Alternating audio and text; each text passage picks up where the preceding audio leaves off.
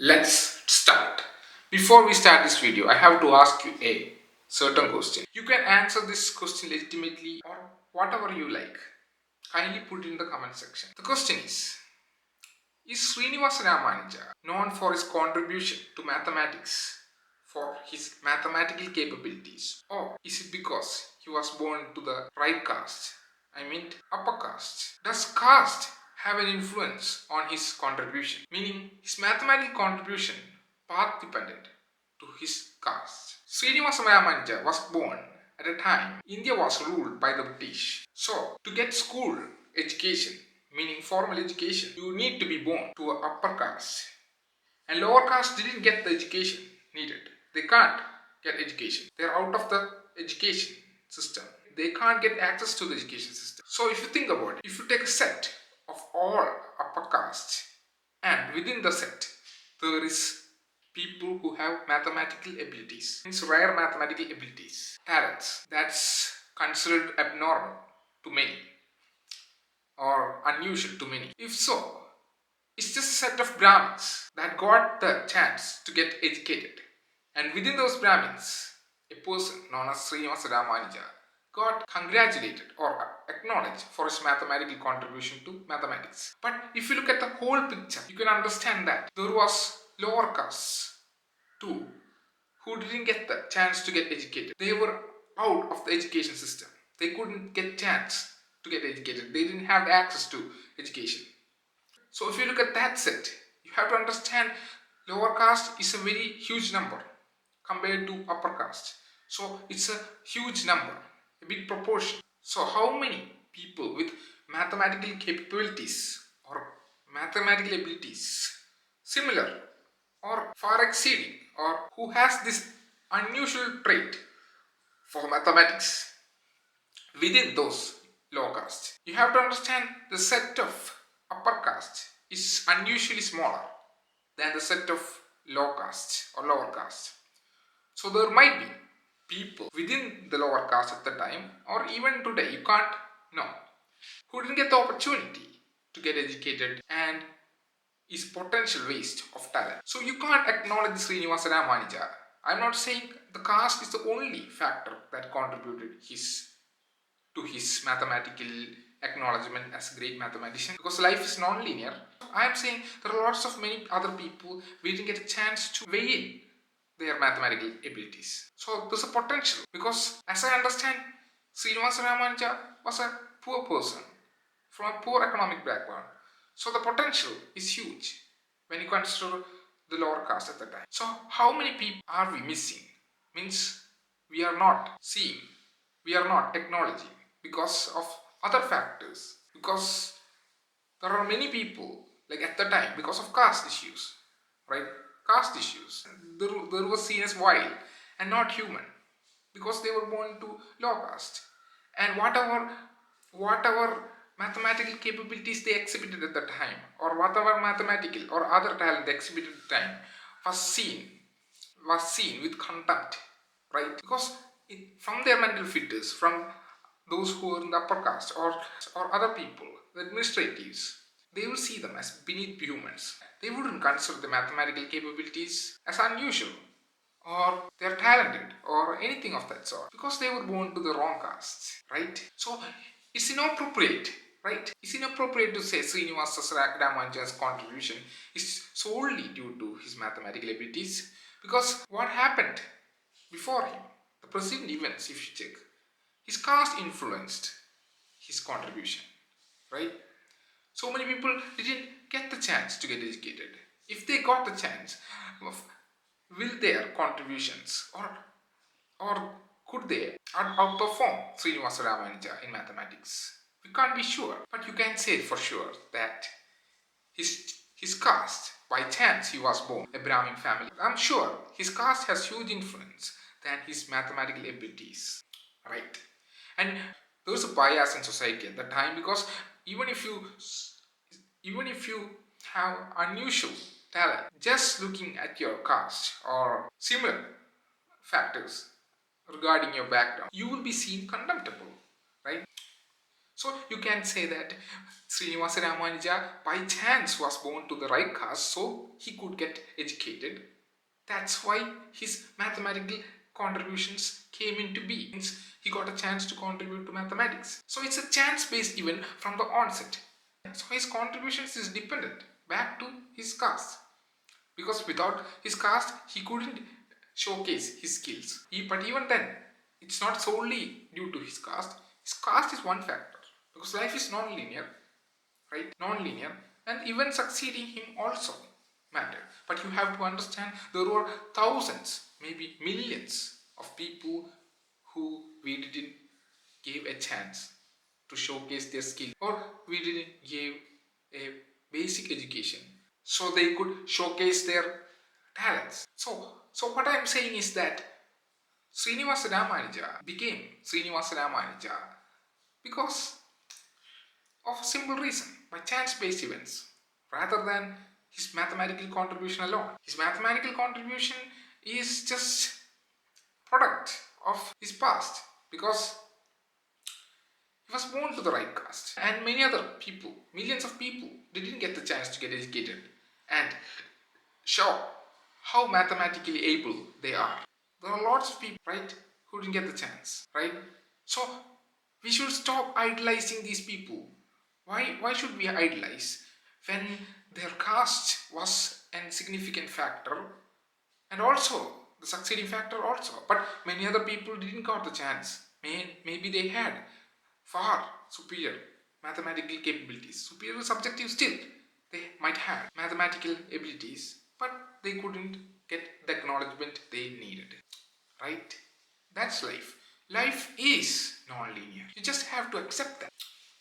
And now we shall go to the video. Thank you. Hi guys, in this video we are going to talk about nature of existence and the path-dependent nature of human existence itself. And we are going to talk about why intelligence is contextual. Intelligence is very contextual, and two universal laws that I have found in nature, in universe as a whole, and our existence within the universe, right? Let's talk. Look, there are certain precedents we all follow. We are human beings. We all share certain precedents, right? If you don't know what these precedents are, I will share it with you. From these precedents, we all follow a path. We are dependent on these precedents, and we make paths based on these precedents.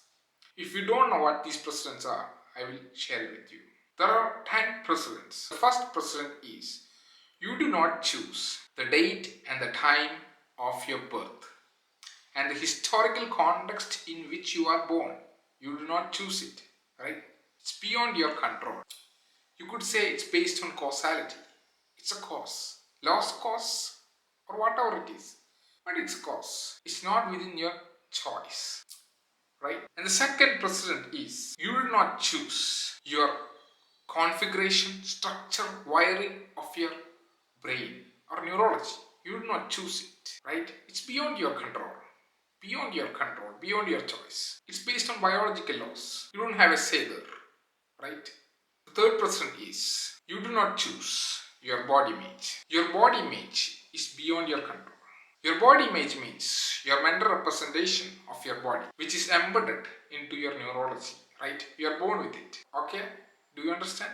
That means your limbs, the chest, your neck, head, everything is mapped into your body image, right? And it's mapped in a consistent way. Consistent way meaning there is no discrepancy between your body and your body image, right? It's synchronous. So you do not choose this. The next precedent is the fourth precedent. You do not choose your body or sexual orientation. That means the physical characteristics of your body when you are born is not within your control. It's beyond your control. You are born with it. You do not choose it, right? Even the sexual orientation mapped into your brain, the mental representation of your sexual orientation mapped into your brain is not in your control. You do not choose it, right? Not even your parents choose it.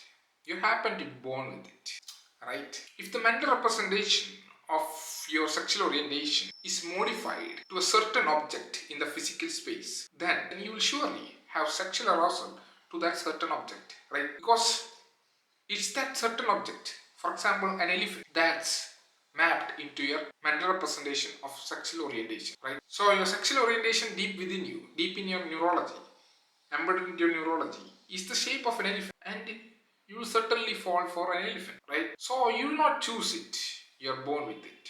Suppose a person is born with a mental representation of a sexual orientation towards a cheetah or lion. Certainly he will fall in love, or not fall in love, but will have a sexual arousal towards the cheetah or the lion. I haven't seen this, but it might be plausible. I don't know. But these are not within your control. It's beyond your control. The fifth present is you do not choose your parents. Choosing your parents is out of your hand. Meaning, like, it's not like a game. Like, you could choose parents and your configuration, specification. No, it's beyond your control. When you're born, you'll realize this is your mom and this is your dad, but you didn't choose them, right?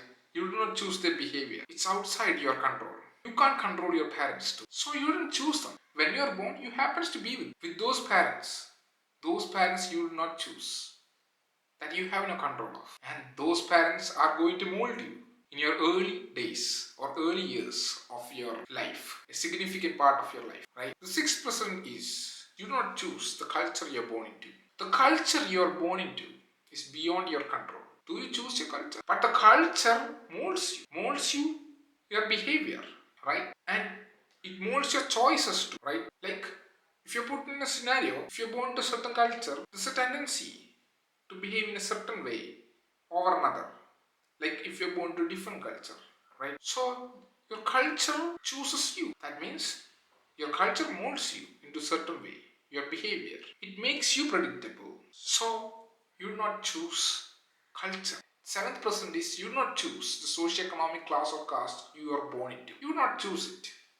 You are born with it. Like if you're from a wealthy family, you will have the luxury to do many things. But certainly, if you're born to poor family also, you might have other luxuries. I'm not the one to decide which is luxury and which is not. But this is beyond your choice, right? You do not choose it. Later in life, you wish you were born into a certain socio-economic class or caste that were favorable to you at that time, right? You might or might not. Doesn't matter. But this is beyond your choice. You might get certain privileges if you are born into a certain socioeconomic class or caste. And if you're born into certain other, you might not get certain privileges, right? So these are beyond your choice. Number 8. The 8% is you do not choose your genetic predisposition. Your genetic predisposition is beyond your control. It's based on your genes, and at the foundational level, both your genes provide the framework, means the foundation layout or the foundation for your epigenetic processes. Means at the foundation, when you're born, your genes decides. Many say the differences between human beings are marginal, like 0.1% or so. But the truth is, even 0.1% we can make a huge difference based on that variation, genetic variation. But the foundation of your epigenetic process is decided by the genes, like when you're born. So these epigenetic processes can make a huge difference how you will evolve and how the gene expresses, right? And these expressions can be vast, right? It's dependent on the environment too. So this makes a substantial difference between one person and another person, because how the gene expresses is different for each individual. And this is beyond your control. Am I right? That's why there's a huge variation at the perceptual level, right? Am I wrong? And these are beyond your control because your environment is not within your choice. You're born into a certain environment, right? And within that environment and the interaction between the environment and the gene and how the gene is expressed within that environment is not in your control when you're born, right? Ninth point is body growth. Body growth is beyond your control. It's based on biological laws. So, suppose you're born into a poor family, and poor means very poor, and you don't get access to healthcare, and your neighbors are superstitious, or the area you're living is very superstitious. Look, even if you found that there's high likelihood that these are the symptoms of cancer. Like if you're living in a neighborhood, very superstitious neighborhood, they will they will mislead you. They will think that nah, it's nothing. Go take homeopathic medicines or Ayurvedic medicines, and it will get worse, and it will reach a level where it can't be treatable, and you will die eventually. And the funny part is there is no access to healthcare nearby. You have no clue also because you are experiencing bounded rationality. Bounded rationality meaning given the data and the cognitive constraints you have, you can only process so much. And with the information you have and the constraints that is put by your cognition, you take action, right? And it's incomplete. It's incomplete data. But you don't know anything about cancer. What happens? It gets serious. And everyone near you is superstitious too. Later you found out that you have cancer. You don't have the money to cure cancer. You don't have access to good healthcare also. So basically the only way is to die. You have to die actually. And the government don't care about you. The government doesn't give the security to this woman. I know many women who died like this. There was a woman in my neighborhood. She died. She died of cancer. Everyone said take homeopathic and Ayurvedic medicines, and she took it. In the end, it got worse. Since the cancer got worse, and she died. Like you can't explain to her too. Also, she's biased too. You can't explain to her. She might think that no, it's nothing. Maybe God will help her, right? So I can't do anything about it. Like that. This is beyond your control. Beyond your control. Like you have to understand an individual exists within a framework, right? Framework, right? Within a framework means like he's dependent on the culture, society, the government, the economy, the politics. These all matters in the end, right? And various other factors too. And like this, many individuals will face issues because there's no proper access to healthcare. Politics is bad, superstitious beliefs, and so on. And what happens is that she dies, right? She might be a very good student. It doesn't matter in the end. She might have talents. It doesn't matter. But this is not her control. You have to understand. She didn't choose it. This is based on biological laws. Means her body growth, I meant. In the end, if she had cancer and if she can't treat it, she dies. Simple as that. There's nothing miraculous about it. And if there's no facility to treat cancer, she dies. There isn't any facilities at the time. So she was meant to die anyway. And she doesn't have any money. So it's like she was predestined to die. You understand? She was only 17 years old. And the other woman was like 56 years old. And there's no treatment for her cancer too. What about that? Then you could say that. There is no other probability. So you could certainly say she will die. She's predestined to die at that moment, right? She was predestined to die at that moment, right? But you could say that, but there's a problem here. People have certain behaviors in their early days when they have high neuroplasticity. These influences, their parental, cultural, socio-economical, these influences beyond their control significantly shape the person who they will become after that. Their habits, right? Becomes predictable once they grow up. And if they had cancer or any other illness that's not treatable, then they will certainly die. Simple as that. You can't do anything about it. And these are beyond your control, not that you choose, right? Like it's not in your control. That's it. And these precedents makes a dependency, right? That's the 10th precedent. You do not choose what data is fed into your brain by your parents, affecting high neurological plasticity at birth till your preteen years. You do not choose it. It was chosen by your parents, culture, society. But this will mold your behavior and habits later to your adulthood. And it will be hard to change because it's habit. By definition, it's really hard to change. And you have to understand by advising, people won't change. Right? People won't change because change comes with practice. Like people will recurse to the initial condition, right? By just an advice. You might say, he changed by my advice. True, there is truth to it, but you have to understand the preceding events that followed in his life. Look, you have to understand this. The preceding events, right, that nobody talks about their life. We don't know, technically don't know about their life. Some people who are born into some religious society, who are very close-minded, if I tell them any scientific idea, they will immediately reject. I don't know why, they will. I know why, because they are molded in a way to be close-minded, Sometimes they have a personality trait that's open, but even then culture molds them in a certain way, right? But even so, if they have certain personality traits, they had that may have been molded by the environment, culture, society, or it's part of their nature itself, then you have to understand there is an inclination for change, but still I doubt they will take that drastic step, because it's easy to regress back to their previous behavior because it's stable and there is no chaos because there is order, like they know what's next, it's predictable, that's why it's a habit, right? So what happens is that they won't take my information, scientific information, and they reject it outwardly. I know that it will happen, but we could try, right? We don't know what will happen, right? Maybe they might have changed, but that's because there is a reason. There is a precondition that needs to be satisfied for them to be susceptible to that particular idea. That means, suppose they don't benefit from that religious society, then when I come and say that they might be susceptible, or there is an event, right, happened, like there's a precondition that's been satisfied because they have went to certain environments and those environments satisfied those preconditions, and because certain preconditions have been met. So the one reason might be the religious society is not giving any money to him or helping him or aiding him in anything. There are several reasons. Anyway, that is satisfied. That variables got satisfied.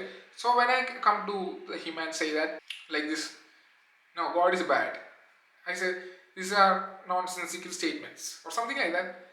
These are superstitious beliefs, and he will immediately believe him because it benefits him, because he might get more out of my statement than the religious society statement, or he's benefiting out of it. He might get more out of it because it's an opportunity cost here, because staying with the religious society is really high. The cost is really high compared to the statement of what I have made, because they are not giving me anything and I want someone to say something I want, right? Confirm what I believe in.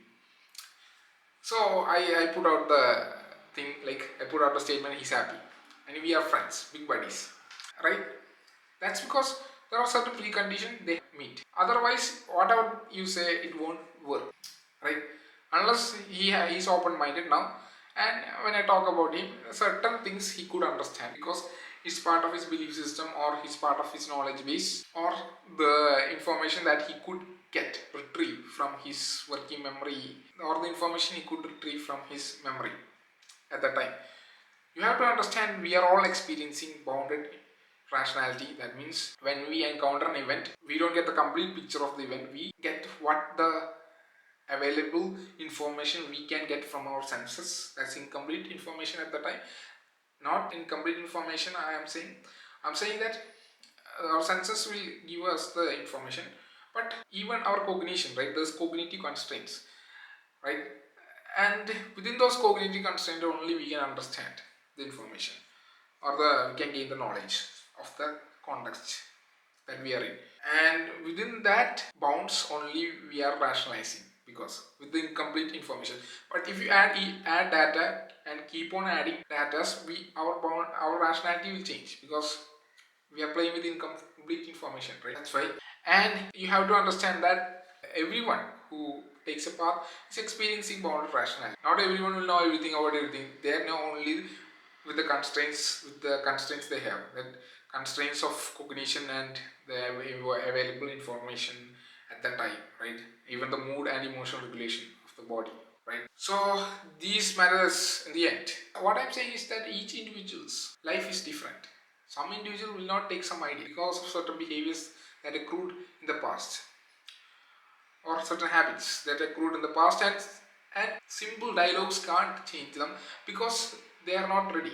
Certain preconditions have not been met, and we cannot force them to. You have to understand the recursive state in which we operate. Means simple suggestions won't change us. Some people won't take the information. Some people will negate it immediately. Some people are open to it, but they can't keep it inside for so long. They can't change using that information because they reverse back to their previous state. But they will get the feeling that, oh, this is new knowledge, but still they will go back to the previous state. You understand? Some people, okay, because they are waiting for it. They're waiting. There's a past tendency to change, and they are getting this information. Okay, that will drive them to change, maybe. And people say, oh, creativity and all. Creativity and all, we have to understand that it's accrued. Meaning, if you have lots of knowledge, right?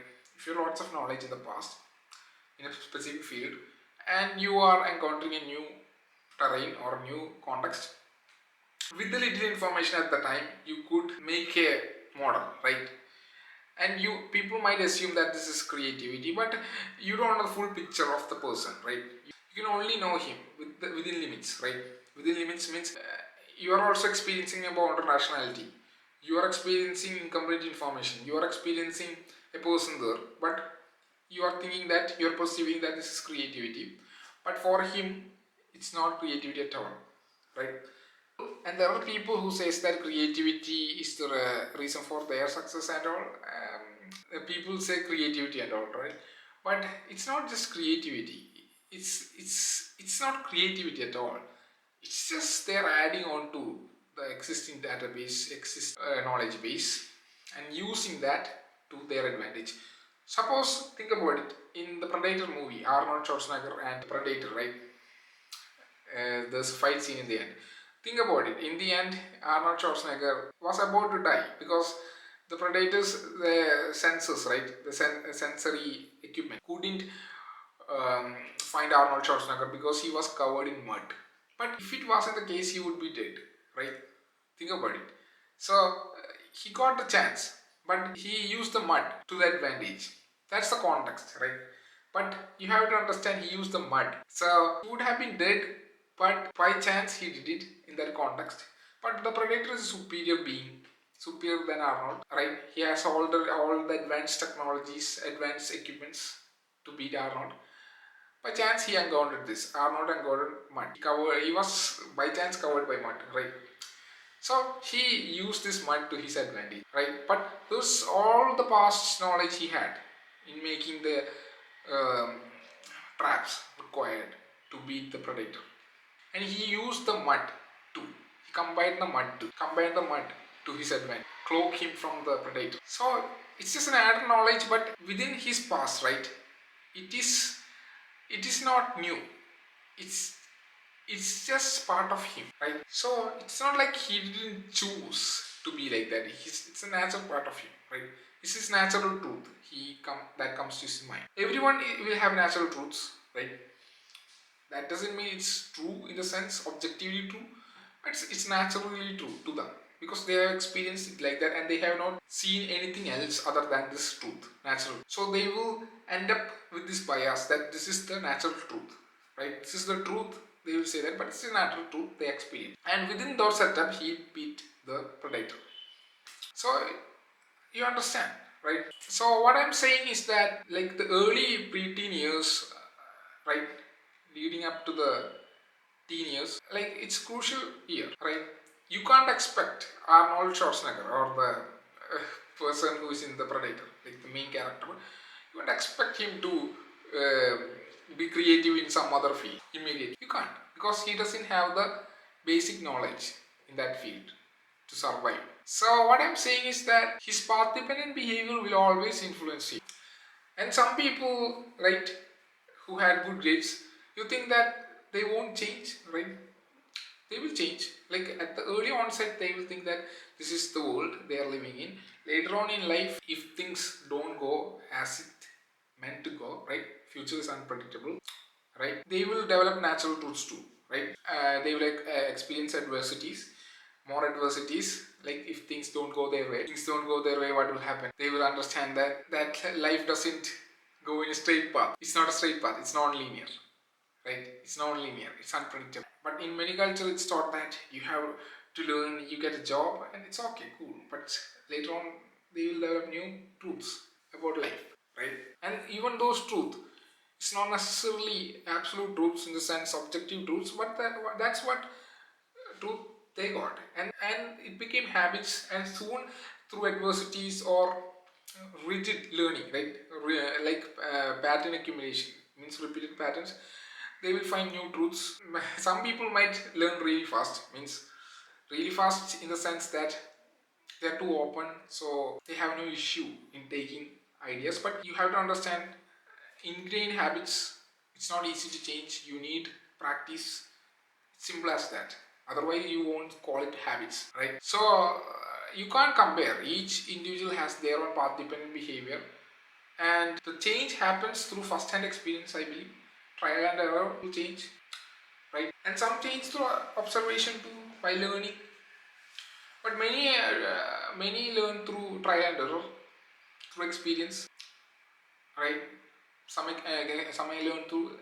It depends on how they were molded, right? How they were molded, and I don't know, but they will soon understand life is really non-linear. It's not predictable as one might think. It's not really predictable at all. We could make lots of models in our brain to understand the future, but there's no certainty that it will happen, right? There's no certainty. There's two truths you have to understand, universal truths. There's no guarantee that you will survive to the next moment. There's no guarantee that you will survive to the next moment. Second truth is, if you are not fit, you will not survive, right? Survival of the fittest. So there's no guarantee that you will survive to the next moment. There's no guarantee. Is there any guarantee that you will survive to the next moment? No. And if you are fit, you are survive. In nature, there is no prescription that, right, it's written that you will survive to the next moment. Like you will solve this problem. There is nothing of that sort. Nature doesn't prescribe it, right? It's we who make it. Means it's we who believe it that this thing is happening or this prescription is there. But nature didn't prescribe anything. So there's no guarantee. You could die at the next moment. You will not be fit in the next moment. You could have a stroke or anything could happen. Actually, there's no guarantee. Actually, no guarantee in life. Yeah, but you have to understand that like people form these truths, natural truths, or through their own experiences, through their own accumulation of incomplete informations and the bias and the mental filters that were formed during their childhood by their culture, society, parents. Through those lens, they are making truths. So what I am seeing is that yeah, people will have a path dependent behavior, and within those framework there will be opportunity goes, because opportunity goes like, should I choose this decision or just should I choose that decision? It's not equal for everyone because everyone's case is different. So for some, starting a company face low opportunity goes, and going to job goes high opportunity goes. It's built on biases actually. Like they're using heuristics, right? So biases will be there. Maybe what they pursue in that scenario, because they might think this is the truth, but from an objective point of view, means objective standpoint, if you learn again and again, what opportunity cost they calculated is entirely different than what's objectively true, right? When we look at it, so people will think in many different ways, right? Yeah, so biases even in random events, when we encounter random events for stability, we will use our inbuilt biases because it helps us to survive, and through trial and error we will find answers. But even those random events can be random events, but still our past conditions or the conditioning of our mind or psychological conditioning of the mind is what interacts with that, and that's predictable. And if the outcome is not good as one might think or one might think, then he will eventually change. If it hits him too hard, means the rigid pattern, he will try new things, but not everyone will does too. Depends on their own conditioning, psychological or cultural or societal condition. It depends on that whether they will change. I don't know personally, but I think that's how they deal with life, means each individual interact with the environment. But that doesn't negate the fact there's a path dependent behavior. Like there's path dependent behavior. So we might think that, oh, he changed. How did he change? He'll say, wow, that guy, I knew that guy. He was different. Maybe certain preconditions were satisfied, right? Deep inside, we create lots of models, means imposed by society and culture.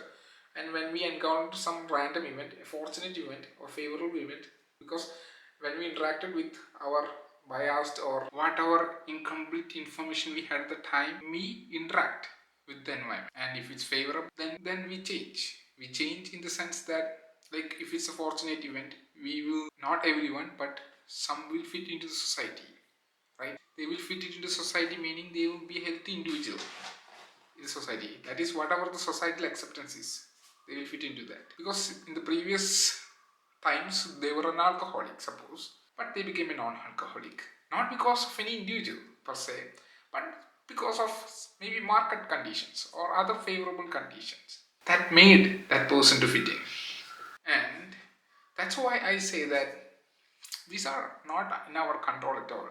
These initial condition, right? These precedents, these 10 precedents. And you have to understand, then where's the control? There's no control. We are operating based on the initial precedents, basically, right? And the last precedent was, you do not choose what data is fed into you by your parents, affecting high neurological plasticity at birth till preteen years. That's what I am saying. What do you choose? Basically, you do not choose it. You are awaiting your destiny or your fate. I'm a big believer in destiny and fate. I'm a fatalist. So I believe that maybe my destiny will not be bad. And I don't know what awaits me in the future, right? And I stumbled across many things in the way that I didn't choose. It was unpredictable. From birth to my preteen years, even to adulthood, I didn't choose this, but technically, because there were influences on me that led me to choose this, right? I hope you understood the 10%. And if you have any issues with it, you can put it in the comment section, because I wanted to learn from you guys. And we move on to the next topic, that is intelligence. Why there is no such thing as general intelligence or superior intelligence? Intelligence is highly contextual. It's contextual. That means a system that encounters radically unfamiliar context or an alien context per se, system will falter. System cannot understand those contexts. Suppose there is potentially infinite of them, then the system can't do anything, because its formal logic or its understanding or its prior experiences or the cognitive tools or the combination of its cognitive tools cannot decipher the context, because it needs to meet, maybe it needs to meet certain preconditions to understand that certain healing context that might be far within its reach in its entire lifetime, because it needs to understand certain other contexts, radically unfamiliar contexts, to understand this context, that which it could decipher. You understand? So intelligence is contextual, right? Intelligence is contextual, right? Suppose there is a being in that context, a being in that radically unfamiliar or alien context. It knows the context really well, and it's very specialized in that context. Suppose this general intelligent being, so-called general intelligent being, enters this context, means encounters this context. Who would survive? The chances of that being surviving is very high. Am I right? So this general intelligence will falter or will not be fit within that particular context. So hence, intelligence is contextual, not general intelligent. However general you can say it is, however generality you prescribe it to it, if there is radically unfamiliar or alien context like this, it cannot fully resolve it. Maybe other beings can. That's the thing, right? You can say that it has metacognition. It knows how to learn. Suppose a thing like that. Even so, by prescribing that it can learn how to learn, it doesn't matter within that alien context, because there is nothing within its cognitive architecture or cognition cannot resolve that particular alien context or problems within that alien context, right? And there are structural impossibility too. Structural impossibility meaning, if you are an entity, you are an entity, right?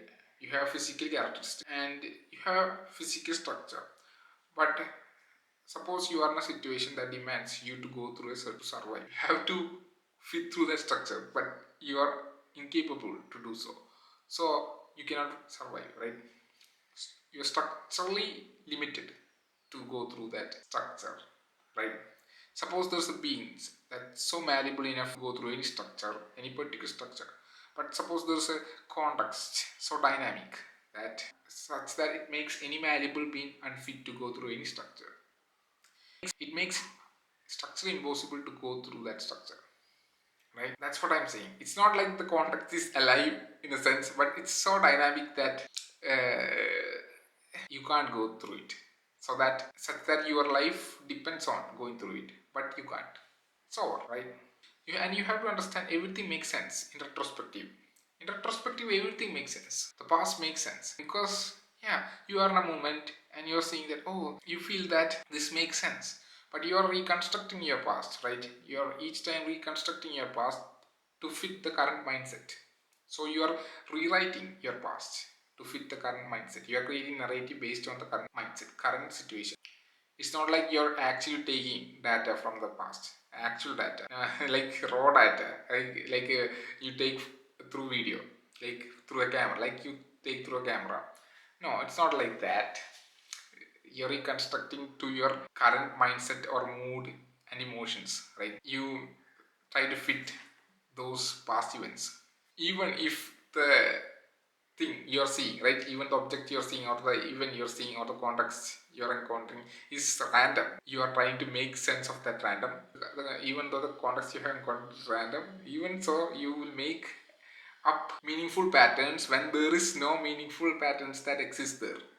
Means you try to create patterns. So it's in our brains to create patterns everywhere, even when there's no patterns there. Yeah, and we'll try to fit those patterns to somewhere else, but it doesn't work because there's no pattern there.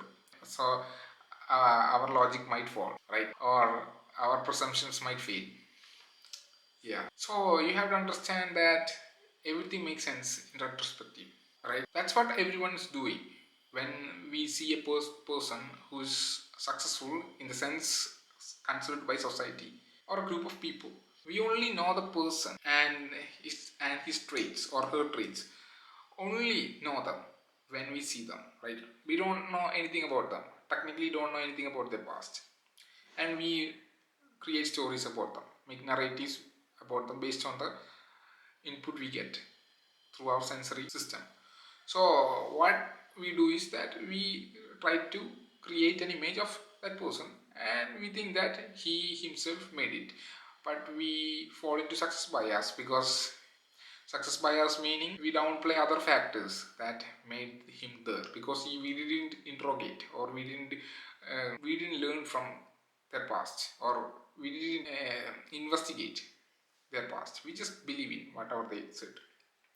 So what I'm saying is that like even if we investigate about their past, cannot be clearly sure about their past. We don't know. We have to take inputs from people who know him.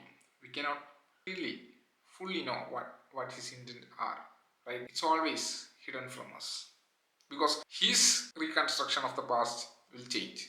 Right? Each moment and even I don't know his intents are because I don't know what's his intents 2 years or 4 years ago because I personally don't know him. Right? I don't know him. Who is he? Now, let's come back to intelligence. Intelligence, as we see it, is only understood retrospectively, not prospectively. So, retrospectively, up till now, he feels that he's intelligent and he's getting optimal or desired results. But future is still uncertain, right? He could go through different contexts that could challenge his cognition, right? So that's why I am saying that most people who thinks, yeah, a person is intelligent, how IQ and all, I don't believe in them because people come from various backgrounds. They have different emotional regulation systems within their body. Means different emotional regulation or mood regulation systems means it varies because they come from different socioeconomic background, different parents, right? They might have come from fractured family or they might be an orphan. They have to go through different challenges, right? Some people don't have to go through challenges faced by someone else, like if he's from an upper socioeconomic status. So everyone is coming to write some exam, a IQ test, but you have to understand the mood, the tension, the the scenarios he have to see through, right? Like if he's from a poor background, he might feel that, oh, if I fail this and my life or something like that, like I can't get another job because I don't have a job. So his exams or will be hindered by this thought, because if he fails this exam he have to go back home, but he doesn't have any job, and to get a job is tough, and so many things will come into his mind. But there are other people who has parents who takes care of them, meaning who gives the supports, who ensures support system, he who supports him very well, so he could write. Even then there are other reasons, because of his working memory or other issues, right? Working, he couldn't retrieve the necessary information. It's even if he give too much time to his studies, it doesn't matter in the end. If he enters the exam, right, if thoughts clouds his retrieval process, ability to retrieve that information he learned, right? Because of anxiety issues, because he doesn't want other people to be seen. He have anxiety because what if he can't write this exam? What if his working memory doesn't work? Or he has lots of anxieties coming within him, that's popping up. That will intrude him, and his results will be poor. Right? If we take into account that all the various factors in him. Look, there are people who are very good at exams. There are people who are very good at writing exams, but there are other people who studies incredibly well. Means incredibly means they take too much time for their studies, and when they get into the exam hall they can't remember. But once they get out of the exam hall, they start to recover everything. Means they know everything. These are issues, and people think it's a simple issue. No, it's like that they must have good cognitive capacity because they got good grades, because it's self-evident, because how could they get? And if the person who didn't get good grades is not intelligent, right? But we have to understand they came from different backgrounds, they have different parents, right? And even their biology is different. Biology is different means some people get stressed to certain situations, like they get panic because maybe their parents were not favorable to him in his youth. So there are many issues, and we are saying, or we are calculating their scores based on some test. And if he gets poor grade, they will say that no, he's unintelligible. Not necessarily. Not necessarily. There are other issues too, because parents might have influenced him in a way that education is not good for him, right? It's the financial literates who takes up education. There are people who says that, right? In the internet we can see that.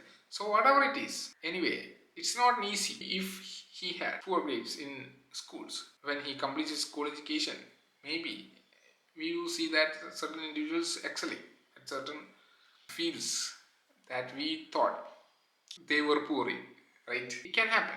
It may happen. But anyways, you have to understand this is really contextual in its nature.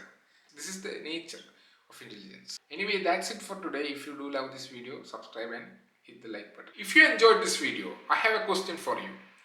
What if Eminem rap singer Eminem had been born in South Asia during Yeshudas's era? If you don't know who Yeshudas is, he's a prominent musical artist from South Asia who is known for his smooth, melodious voices. And Eminem is known for his raw, energetic vocal styles. Would their natural voices, once major assets in their own culture contexts, become obstacles, or would they lead to, or would people consider them less talented because they didn't match the cultural expectation of their time? This is the question. Kindly answer. Thank you. Have a nice day.